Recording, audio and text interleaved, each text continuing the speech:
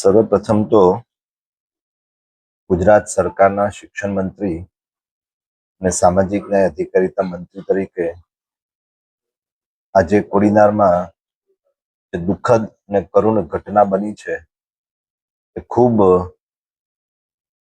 દિલને હચમચાવી નાખે એવી છે અને તે સમગ્ર ગુજરાતના શિક્ષકો છે, એ મારો પરિવાર છે. ત્યારે મારા પરિવારને આજે જે દુઃખ આવ્યું છે ત્યારે એ દુઃખની ઘડીમાં એમની સાથે પડખે ઊભો રહેવા માટે હું આજે પરિવાર પાસે આવ્યો છું.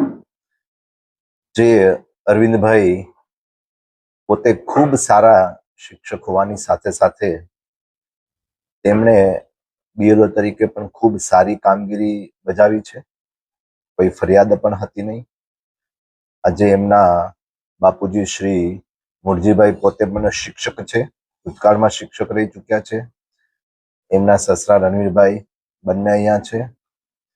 સમગ્ર વહીવટીતંત્ર, કલેક્ટર સાહેબ, એસપી સાહેબ અને બધા જ અધિકારીઓ પણ આજે અહીંયા કોડીનાર હોસ્પિટલની મુલાકાત અમે આવેલ હતા અને ભગવાનને અમે સૌ પ્રાર્થના કરીએ છીએ કે સ્વર્ગસ્થ અરવિંદભાઈના આત્માને શાંતિ આપે અને કોઈના પણ પરિવારમાં આવી દુઃખની ઘડી ના આવે એ ભગવાનને પ્રાર્થના કરીએ. સર, આ પરિવારની માંગણીઓ હતી?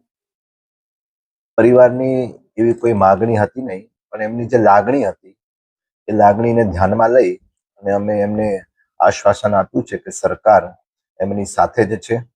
મારે માનનીય મુખ્યમંત્રી શ્રી, માનનીય નાયબ મુખ્યમંત્રી શ્રી એ બધા સાથે સતત સવારથી સંપર્ક ચાલુ જ છે. ગઈકાલે બજેટ, શિક્ષણ વિભાગ અને સામાજિક ન્યાયની બેઠક હતી અને મને સવારે સમાચાર મળ્યા કે કમનસીબે મારું જ વિધાનસભા ક્ષેત્ર છે, મારા જ સમાજનો મારો ભાઈ શિક્ષક છે, શિક્ષણ વિભાગનો શિક્ષક છે, ત્યારે મારી પૂરી જવાબદારી થાય છે. એ જવાબદારીના નાતે હું સવારે તરત જ કોડીનાર આવવા માટે નીકળી ગયો અને આજે પરિવાર સાથે અને મારી પાર્ટીની ટીમ, પદાધિકારીઓ, સર્વે વહીવટી અધિકારીઓ સાથે બેઠક કરી અને એમને અમે સાંત્વના આપી છે અને સરકાર હંમેશા એમની સાથે.